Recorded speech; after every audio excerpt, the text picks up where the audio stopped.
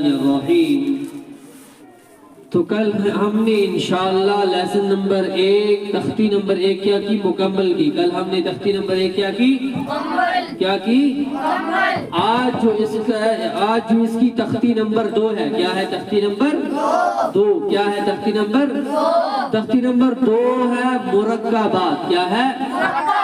جیسے ہم انگلش کے اندر اردو کے اندر پڑھتے ہیں لیسن نمبر 2 سبق نمبر 2، یہاں پر آگیا آپ تختی نمبر 2۔ کیا آگیا؟ تختی نمبر 2 کیا ہے؟ مرکبات۔ کیا ہے؟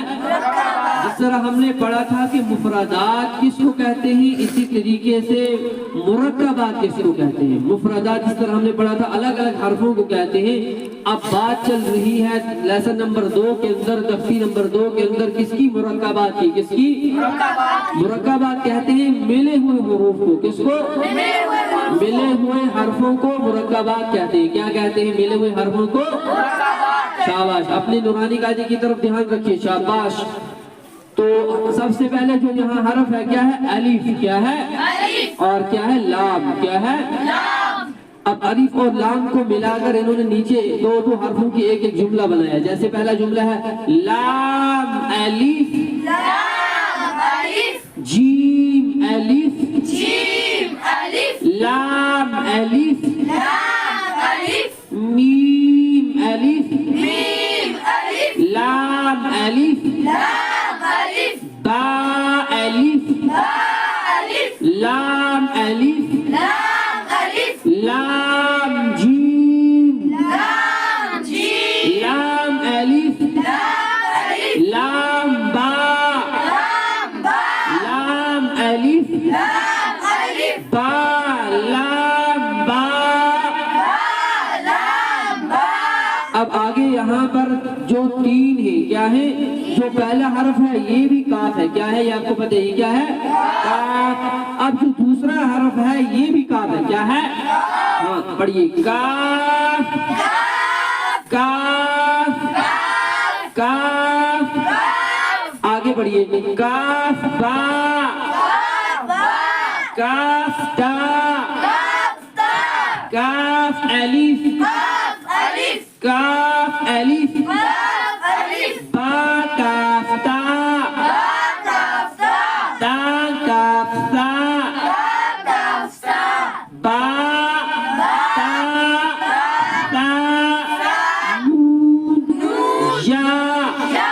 ٹھیک ہے، اس طریقے سے پڑھنا ہے۔ کیا کرنا ہے؟ ہاں، جس حرف کو جلدی پڑھنا ہے اس کو جلدی پڑھنا ہے۔ جیسے ہم پڑھتے ہیں لام الف جیم الف لام الف۔ دیکھو جو لام ہے، جیم ہے، میم ہے، با ہے، اس کو ہم کیا کرتے ہیں؟ کھینچ کر ایک الف کی مقدار کھینچ کر اس کو کیا کرتے ہیں؟ پڑھتے ہیں۔ اور جو اس کے ساتھ میں ہم الف پڑھتے ہیں، الف کو کیا کرنا ہے؟ جلدی ادا کرنا ہے۔ الف کو کیا کرنا ہے؟ آگے آپ لیسن نمبر 3 تختی نمبر 3 کے اندر آپ پڑھیں گے۔ ٹھیک ہے، اب میں پڑھتا رہوں گا، آپ اپنے نورانی قاعدے کی طرف دھیان رکھیے۔ ٹھیک ہے، آگے سے آپ دیکھتے رہنا کس طرح پڑھنا ہے۔ ٹھیک ہے، با الف تا الف تا الف نون الف یا الف با سین یا سین نون سین تا سین سا سین سا جیم تا ہا۔ آگے ہے نون خو یا ہا با جیم با میم یا میم نون میم تا میم سا میم۔ آگے ہے با یا نون یا تا یا سا یا۔ آگے ہے نون با لام تا نون لام با یا لام یا تا لام سا سا لام نون با نون با نون نون تا یا نون یا تا نون سا سا نون نون یا نون۔ آگے ہے جیم ہا خو ہا سا خو با جیم تا تا ہا تا یا جیم با خو با با او تا. آگے ہے دیکھو یہ جو گول ہے کیا ہے اس کے اوپر دو ہیں کیا ہے دو نقطے اس کو ہم یہاں پر کیا پڑھیں گے تا. کیا پڑھیں گے ہاں. اب آگے آپ قاعدہ پڑھیں گے اگر ہم اس کے اوپر وقف کریں گے یہ جو گول تا ہوتی ہے یہ ہا کی شکل میں بن جاتی ہے. یہ کیا بن جاتی ہے ہا. بلکہ ہا کی شکل میں نہیں بلکہ ہا پڑھا جاتا ہے. پھر اس کو کیا پڑھا جاتا ہے ہا. اس لیے یہاں پڑھیں گے تا ہا ہا. آگے ہم پڑھیں گے با تا یا ہا تا ہا یا ہا با با ہا الف با ہا میم. ٹھیک ہے. یہ جو آگے مشق ہے یہ آپ خود یاد کریں گے. آگے امتحان ہے اس کے اندر کیا ہے امتحان. اب یہاں پر حروف کو ملا کر رکھا ہے کیونکہ آپ نے تختی نمبر 2 لیسن نمبر 2 کے اندر پڑھا کہ مرکبات. لیسن نمبر 2 کس کے بارے میں ہے مرکبات کے بارے میں.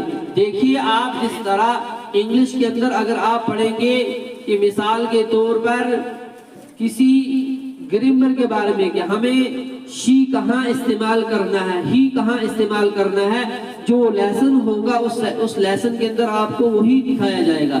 اسی طریقے سے اگر آپ اردو پڑھ رہے ہو اردو کا چیپٹر نمبر 1 ہے حمد تو اللہ تعالیٰ کے بارے میں آپ کو اس میں بتایا جائے گا.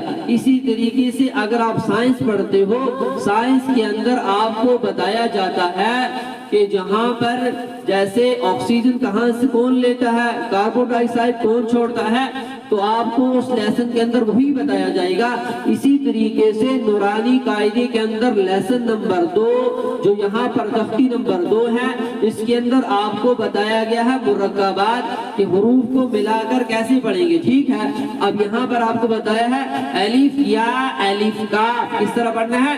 ایاک نعبد وما یدریک نہیں پڑھنا ہے اس کو بلکہ اس کے اوپر نہ زبر ہے نہ زیر ہے نہ پیش ہے بلکہ حروف کو ملا کر رکھا ہے. ٹھیک ہے نا. لکھا ہے الف یا الف کاف نون سین تا عین یا نون واو میم الف یا دال را یا کاف. اسی طریقے سے لاسٹ والے ہم لائن پڑھتے ہیں فا جیم عین لام ہا میم کاف عین صاد فا میم حمزہ الف کاف واو لام لام تا نون با حمزہ نون. آج جو ہمارا لیسن نمبر 2 تھا وہ کیا ہو گیا مکمل ہو گیا. انشاءاللہ کل ہم لیسن نمبر 3 کا پارٹ نمبر 1 پڑھیں گے. کیا کریں گے کیونکہ تختی نمبر جو 3 ہے لیسن نمبر 3 ہے اس کے اندر آپ کو زبر بھی بتایا جائے گا زیر بھی بتایا جائے گا اور پیش بھی بتایا جائے گا. ہم پہلے دن زبر کے بارے میں پڑھیں گے پارٹ 1. اسی کا پارٹ نمبر 2 ہے زیر کے بارے میں تو ہم انشاءاللہ زیر کے بارے میں پڑھیں گے دوسرے دن. اسی طریقے سے اب اس کے اندر جو اس کا 3rd پارٹ ہے وہ کس کے بارے میں ہے پیش کے بارے میں. اس کے بعد ہم کیا پڑھیں گے پیش کے بارے میں انشاءاللہ. اور اس کے ساتھ ساتھ ہم کیا کریں گے قرآن کریم کی بیچ میں مشق بھی کریں گے. تو انشاءاللہ ہم کل کیا کریں گے نماز کی جو سزا ہے کس طرح پڑھنی ہے سورہ فاتحہ انشاءاللہ وہ تو ہم نے پڑھی ہے انشاءاللہ پھر ایک مرتبہ کل اور پڑھیں گے. اس کے اندر پھر رکوع ہے سجود ہے جو بھی تسبیحات ہیں التحیات ہے درود شریف ہے درود کے بعد کی دعا ہے آیت الکرسی پڑھی جاتی ہے نماز کے اندر. اور نماز کے فرائض کون کون سے ہیں اور نماز کے اندر سنت کتنے ہیں اور جیسے مثال کے طور پر نماز کے اندر دعائے قنوت پڑھتے ہیں وطر کی نماز کے اندر تو دعائے قنوت کس طرح پڑھنی ہے انشاءاللہ ہم سب سیکھیں گے تاکہ ہماری نماز درست ہو. ایسا نہ ہو کہ ہم نمازیں پڑھتے رہیں اور ایسا نہ ہو کہ کل قیامت کے دن جب ہمیں ہمارا نامہ عمل بتایا جائے دکھایا جائے اس میں ہم اللہ تبارک و تعالیٰ کو گالیاں دیتے ہوں. ایسا نہ ہو کیونکہ کل ہم وہاں جا کر یہ ایسا نہیں کہہ سکتے کہ ہمیں پتہ نہیں تھا ہم نے پڑھا نہیں تھا ہمیں یہ دیکھیے یہ بات ہمیں بالکل ہی معاف نہیں کی جائے گی، کیونکہ اگر جاہلیت کی وجہ سے ہم نے اللہ کو گالی دی، اگر اللہ کو گالی دی تو ہم کیا بن جائیں گے؟ کافر بن جائیں گے۔ تو کافر کے لیے کوئی بھی کیا ہے؟ مغفرت کی کوئی بھی اعلان نہیں ہے، کیونکہ قرآن خود فرماتا ہے ان اللہ لا یغفر ان یشرک بہ ویغفر ما دون ذلک لمن یشاء، کہ اللہ ہر گناہ کو معاف کرے گا، ہر چیز کو معاف کرے گا، لیکن سوائے ایک چیز کہ اللہ شرک کو کبھی معاف نہیں کرے گا۔ ایسا نہ ہو کہ ہم نماز کے اندر شرک کی کلمات پڑھتے ہوں، ہم نماز پڑھتے ہیں لیکن ہم کیا بن گئے؟ نماز کے اندر کافر بن جائیں۔ تو اس لیے ہمیں ان چیزوں سے بچنا ہے اور ہر چیز انشاءاللہ سیکھیں گے، اور انشاءاللہ دورانی قاعدہ بھی سیکھیں گے۔ جتنی ہماری تجوید مضبوط ہوگی اتنا انشاءاللہ ہمارا قرآن پاک درست ہوگا۔ ٹھیک ہے؟ ٹھیک، السلام علیکم۔